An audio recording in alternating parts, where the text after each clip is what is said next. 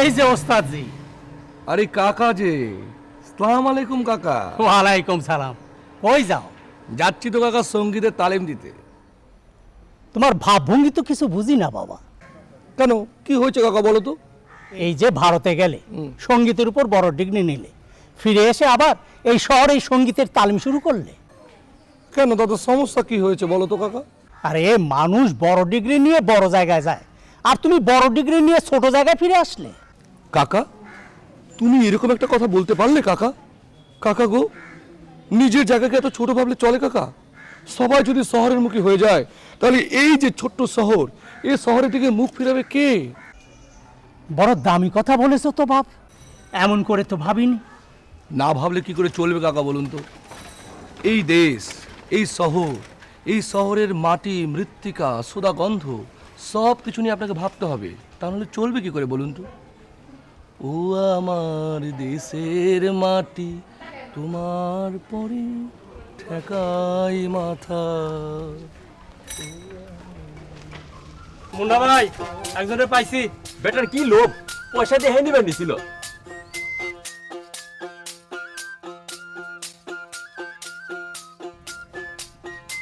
আপনি কি করেন? ভিক্ষা করি। এই ঠান্ডু ভাই থামো। এই তোরা কারা ধরে নিয়েছিস? স্যার ওনার স্যার, আমার মান সম্মান ডুবাবি। ভাই আপনি তো বললেন লোভ করে কেউ সোনার পয়সা হাতে নিলে তাকে ধরে আনতে। লোভের হাত থেকে শহরের মানুষদেরকে বাঁচাতে হবে, তাই বলে ফকিরে ধরে নিয়ে আসবি? ফকিরের শিক্ষা দিয়ে কি লাভ? শিক্ষা দিতে হবে ভদ্র বেশি লোভী মানুষদেরকে। ভদ্রলোককে শিক্ষা দিতে হবে, যদি একটা চটকনা মারে। কি চটকনা মারবে? মুন্নার ছেলেদের গায়ে হাত দেয় এই শহরে কে আছে? কার এমন সাহস আছে? না, মদ কাজে হাঙ্গামা করা চলবে না। যা কিছু করতে হবে কৌশলে করতে হবে। পয়সাটা দে।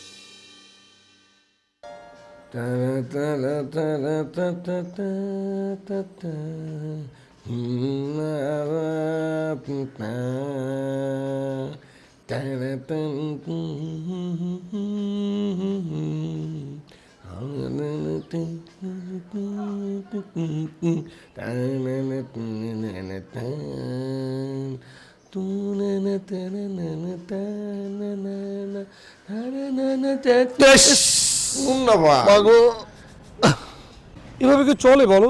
দেখে শুনে চলবে না? ব্যথা পেয়েছো নাকি? আর জরুরি তাড়া উড়ে যাচ্ছিলাম, খেয়াল করি না। একটু চশমাটা তুলে দেন না। এ কি সোনার পয়সা পড়ে আছে?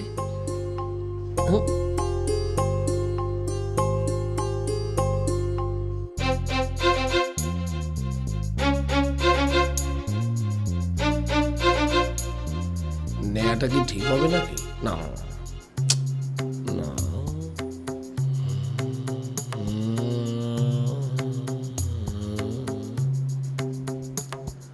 পয়সাটা এভাবে পড়ে থাকবে? না না না, ঠিক তা নিয়ে যাই, কিন্তু আশেপাশে আসো না কেউ না।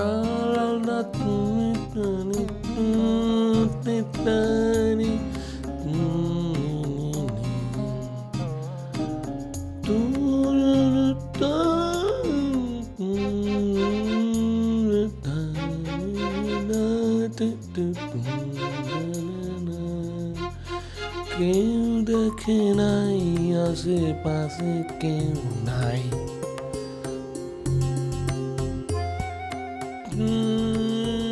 নাই তাই আশেপাশে কেউ নেই, কেউ দেখে নাই আহা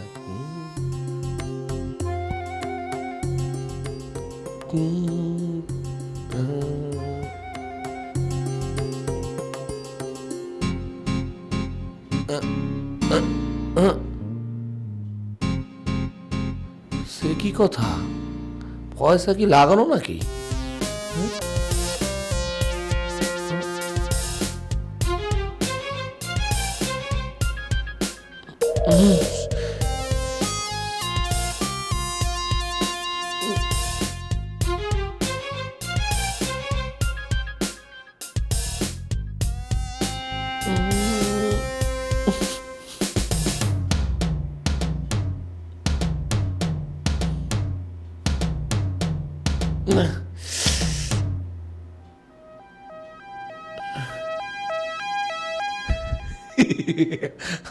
ইয়ে লাগবে না।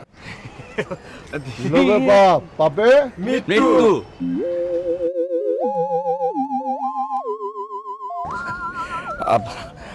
আসলে হয়েছে কি মনে হয়, মানে পয়সাটা ওখানে না পড়েছিল। আমি আমি কেন লোভ করবো বলো তো? আমার তো ভেতরে তো কোনো লোভ নেই, পয়সাটা ওখানে পড়েছিল বলেই তো। শোনেন, মানুষের কিছু কিছু লোভ চোখে দেখা যায় না, অনুভব করা যায় না। মানুষের অনেক লোভ তার মনের গভীরে লুকানো থাকে, সেগুলোকে অঙ্কুরে বিনাশ করতে না পারলে বিপদ অনিবার্য। সেজন্য দরকার প্রায়শ্চিত্ত। কি বলছো তুমি মুন্না ভাই? আমি একজন সঙ্গীত সাধক, আমার মনের মধ্যে যদি কোনো পাপ থাকতো তাহলে কি আমি সঙ্গীত সাধনা করতে পারতাম? বলো বলো। কথা তো সেটাই, পাপ আর সঙ্গীত কখনো একসাথে চলতে পারে না। কিন্তু আপনার যে পাপের নমুনা পাইছি, তাকে তো প্রশ্রয় দেওয়া যায় না। প্রায়শ্চিত্ত দিয়ে আপনার মনের পাপ দূর করার মহৎ দায়িত্ব আমাদের। চলুন, সঙ্গীত দিয়ে আপনি আপনার প্রায়শ্চিত্ত করবেন। এই ওস্তাদ নিয়ে চল। এই কি করছো বলো তো আরে মুন্না? চলেন। আরে মানুষ দেখলে কি বলবো তোমাকে? আরে ছাড়ো না। আরে কি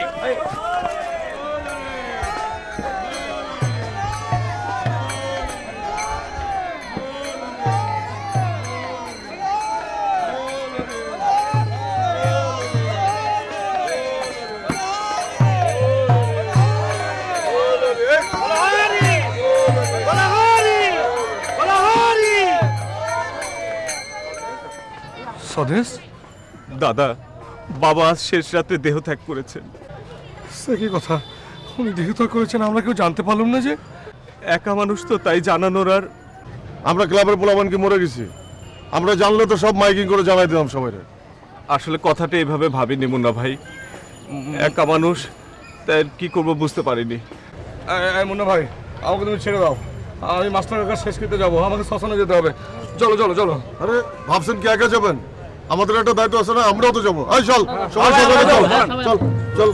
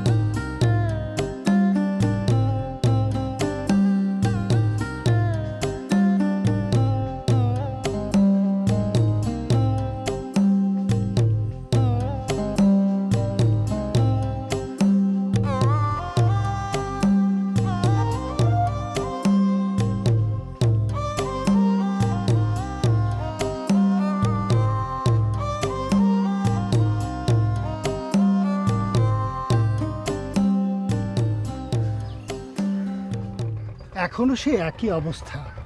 কখন যে ধ্যান ভাঙে তার কি হিসাব আছে? আমরা খুব বিপদে আসছি, বাবার সঙ্গে দেখা করুন। কাল সূর্য ডোবার সময় বাবা ধ্যানে বসেছেন।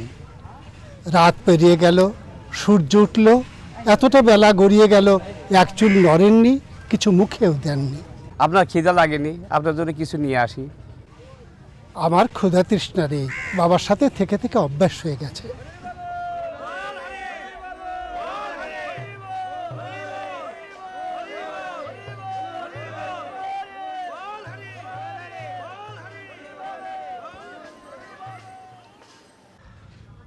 আপনারা আমার কাছে কেন আসেন? আমি তো কোনো পীর বা অলিয়া আলুয়া না, আমি একজন মানুষ, খুব সাধারণ মানুষ। বাবা আমার একটু সাল 1 মাস হলে বিছনাত পেয়েছে, এখন কিছু হলে হ্যাঁ আমাকে দেখবো কেউ। ওপরওয়ালা মানুষের পাপ পুণ্যের পরীক্ষা নেন, তবে তিনি কখনো মানুষের উপর জুলুম করেন না। আপনার সন্তান আপনার জন্য বেঁচে যাবে, যান সন্তানের চিকিৎসা করেন।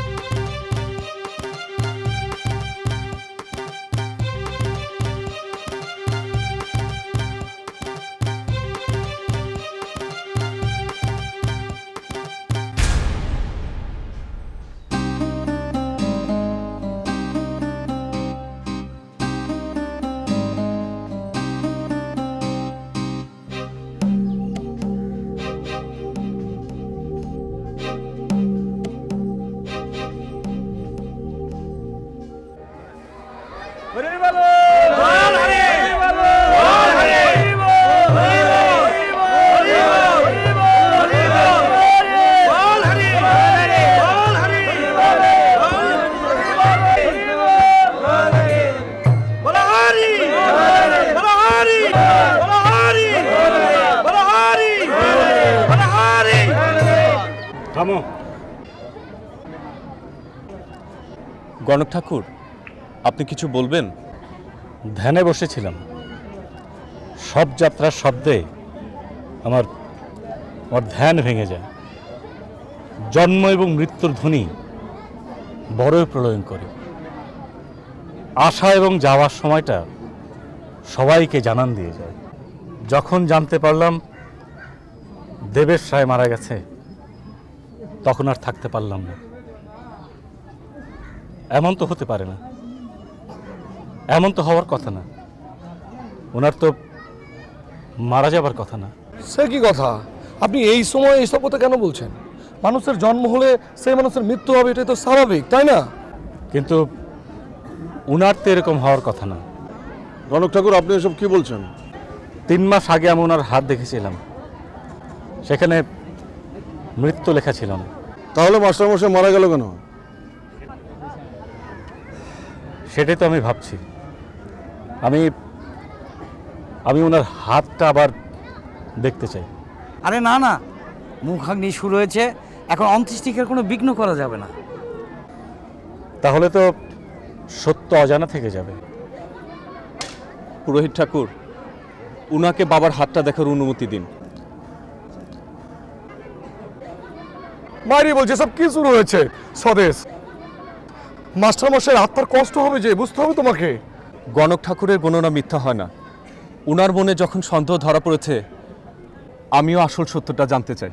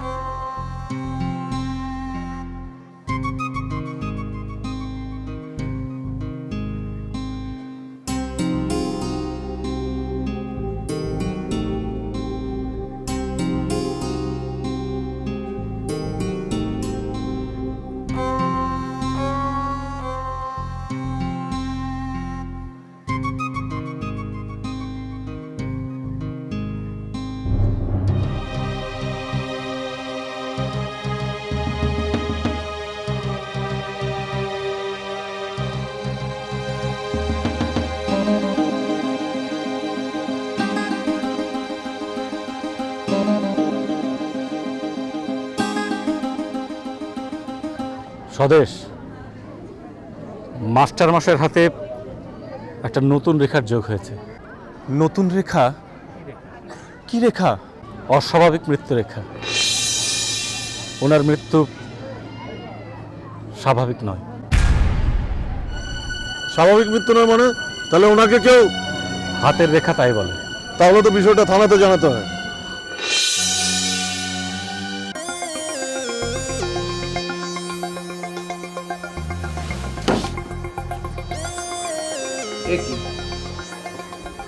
এগুলো কি?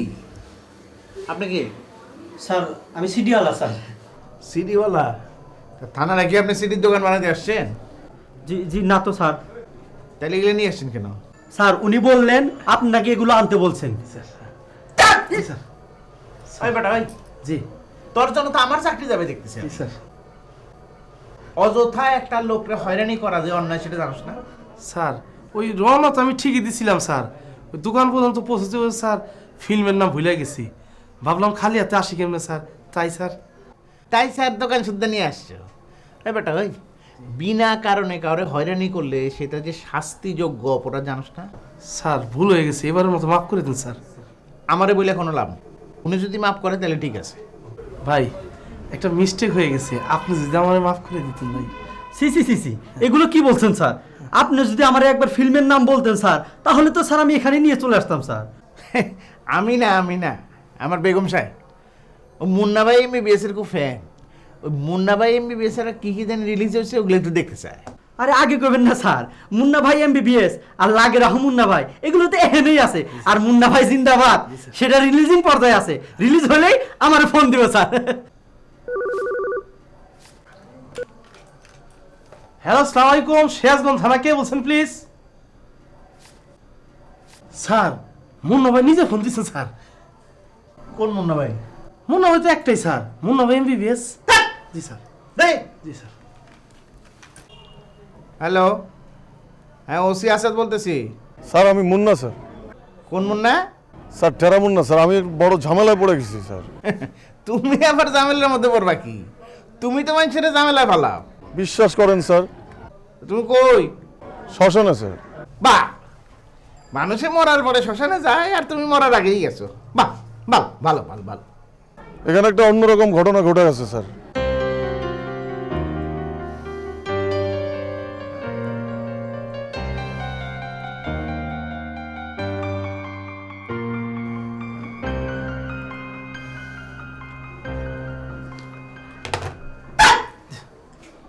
যাও গাড়ি বের করতে বলে, যাও। একটা ঝামেলার মধ্যে বললাম, যাও। কেন স্যার, কি হয়েছে স্যার? পরে বলবো নি। কেন যে পুলিশে জয়েন করতে গেলাম, কাস্টমসে জয়েন করলে পারতাম। যাও।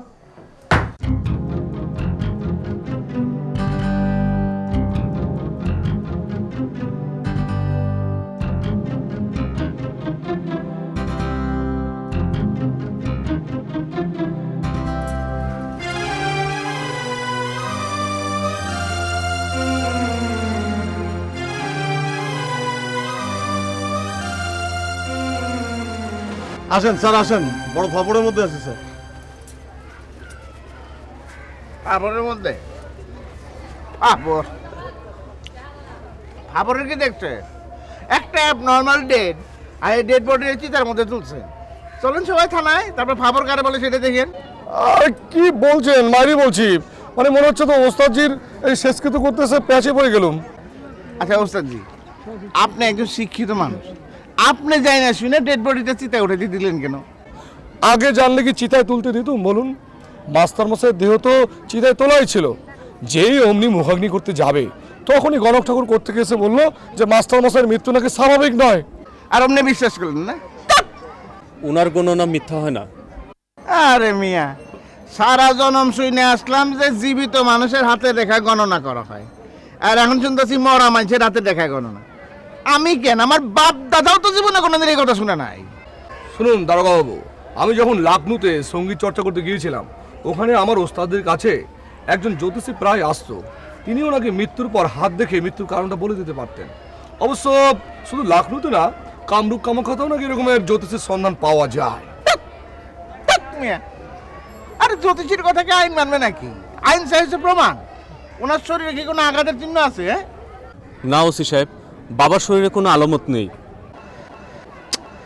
কিন্তু কোনো গণকের কথায় ডেড বডি থানায় নিয়ে যাওয়াটা তো ঠিক হবে না। সন্দেহ যখন তৈরি হয়েছে তখন ছেলে হিসেবে তো আমি চুপ থাকতে পারি না। আরে গণক কই? তার সাথে আমার কথা বলা দরকার। আসেন স্যার, উনি মন্দিরের পাশে বসেছেন। আসেন আসেন স্যার।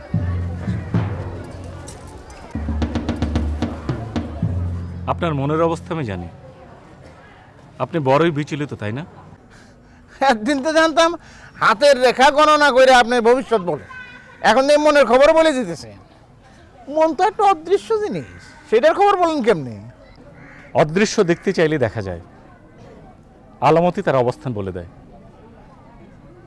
মাস্টার সাহেবের মৃতদেহ নিয়ে দ্বিধার কিছু নেই। ওনার মৃত্যু অস্বাভাবিকভাবেই হয়েছে। শুধু হাতের রেখা বিচারেই নয়, যজ্ঞেও রক্তক্ষরণের চিহ্ন পেয়েছি। ওনার নখ আর ঠোঁটে সেই চিহ্ন আছে। আমি তো কোনো আলামত দেখলাম না। চোখে পড়লেই কি সব কিছু বোঝা যায়? আলামত কি সবাই বুঝতে পারে? একজন অশিক্ষিত মাঝি যেমন আকাশের রং দেখলেই বুঝতে পারে নদীতে ঢেউ আসবে কি আসবে না, সেটা কি একজন পণ্ডিতের পক্ষে বলা সম্ভব? টেনশন করবেন না, টেনশন করলে আপনার হেঁচকে বেড়ে যায়। না, আমি একটু পানি খাইলে পানি খেলে আপনার হেঁচকে কমবে না ওসি সাহেব, এটা আপনার কর্মের ফল। জি ওসি সাহেব, পাপ কিন্তু সবার সহ্য হয় না।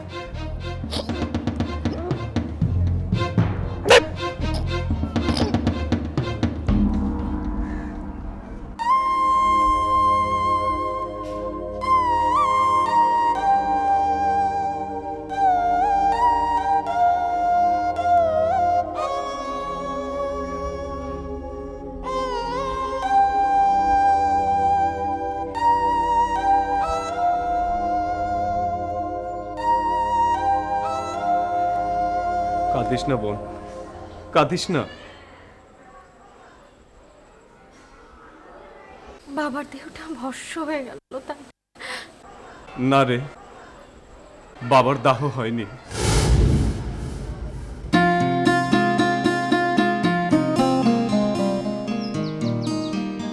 কেন দাদা, বাবার দাহ কেন হয়নি? আর তুমি বাবাকে শ্মশানে রেখে কেন চলে আসলে?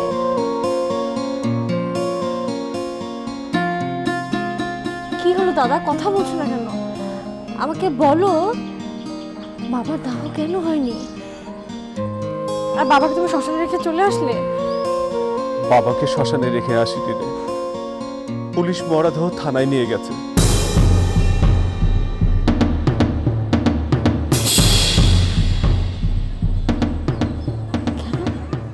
বাবার মরদেহ ময়না তদন্ত হবে। নেহা, বাবা মারা যায়নি, বাবাকে খুন করা হয়েছে, খুন।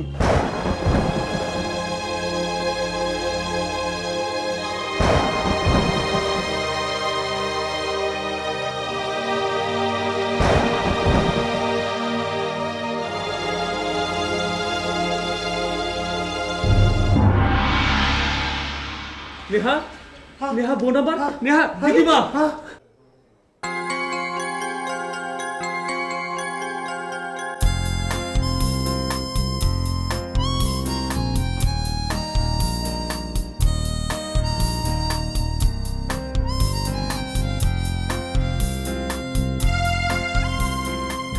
এই যে অধরা, শোনো।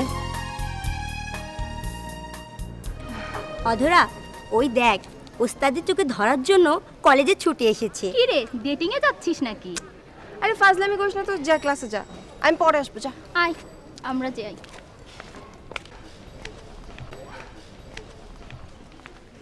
ওস্তাদজি, আপনি এখানে? এখানে মানে সমস্যা না পড়লে কি আর আসতুম বলো? কেন, কি হয়েছে? তুমি খারাপ কোনো খবর শোনোনি এখনো? খারাপ খবর না তো। আরে মাস্টার মশাই মানে নেহার বাবা দেহত্যাগ করেছেন আজকে, তুমি জানো না? কি বলছেন আপনি? কখন? আজকে ভোর রাতে। আজ ভোর রাতে কাকাবাবু মারা গেলেন আর আমরা কেউ জানি না? আরে এটুকুনি তো অবাক হয়ে গেলে? কত ঘটনা ঘটেছে তুমি জানো না? কিচ্ছুই তো জানো না। মরদেহ চিতায় তোলা হয়েছিল, অমনি ওখানে গণক ঠুকুর এসে বললে যে কাকার মৃত্যু নাকি স্বাভাবিক মৃত্যু না, এটা নাকি অস্বাভাবিক মৃত্যু। তারপর দালোগা পুলিশ যা তা অবস্থা, এলাহি কারবার সেখানে একটা। তার মানে নেহার বাবাকে কেউ খুন করেছেন?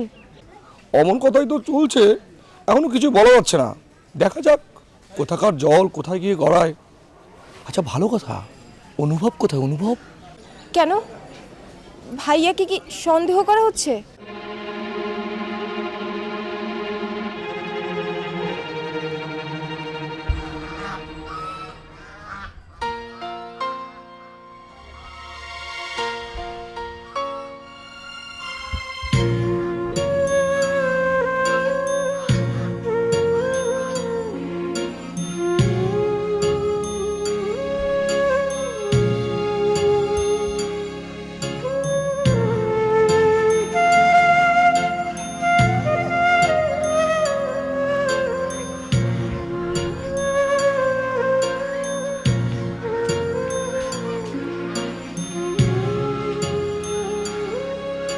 ভাইয়া,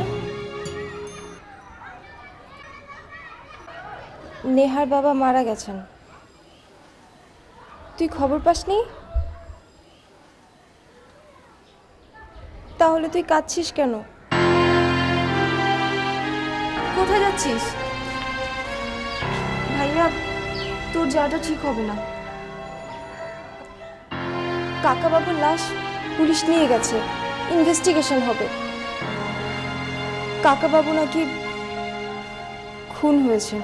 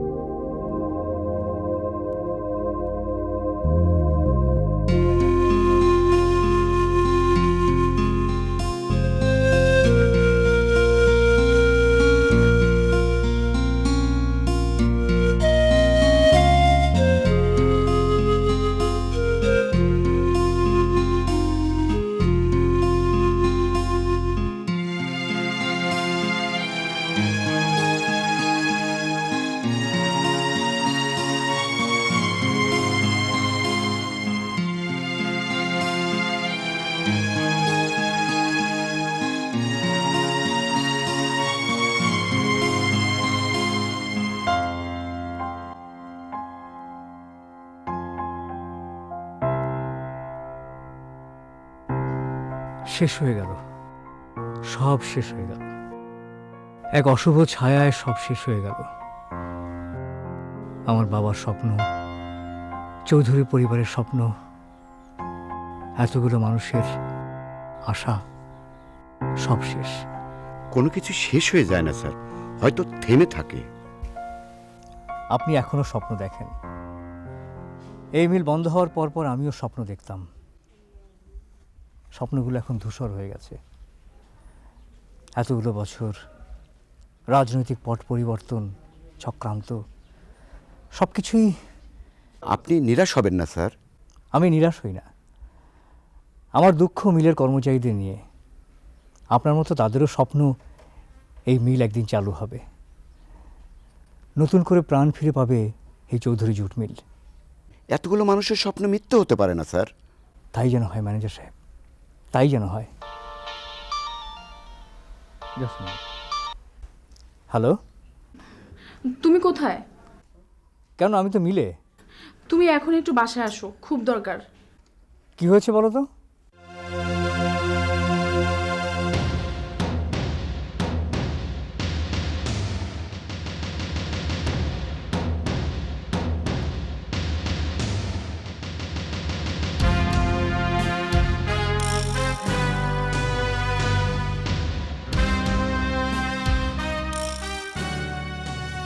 ঠিক আছে, আমি এক্ষুনি আসছি। ওকে। Any problem sir? প্রবলেমের কি শেষ আছে? আমি আপনার সঙ্গে পরে কথা বলবো। চলি আগে।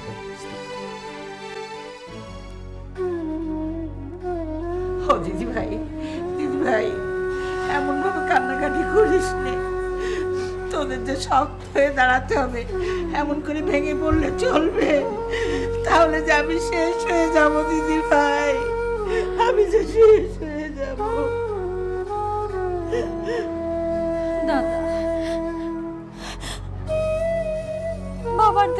ওরা কাটাছেড়া করবে। বাবা যে রক্ত ভীষণ ভয় পায়। চুপ কর বোন, চুপ কর। চুপ কেন করবো দাদা? ওরা বাবার দেহ কাটবে, তোমার খারাপ লাগবে না? দাদা তোমার কষ্ট হবে না? হ্যাঁ, ভীষণ কষ্ট লাগবে। দাদা চল একটা কাজ করি, দারোগা বাবুকে বলে বাবার দেহটা ফিরিয়ে নিয়ে আসি। চল দাদা চল চল। শান্ত হ বোন, শান্ত হ, চুপ কর, একটু বোঝার চেষ্টা কর।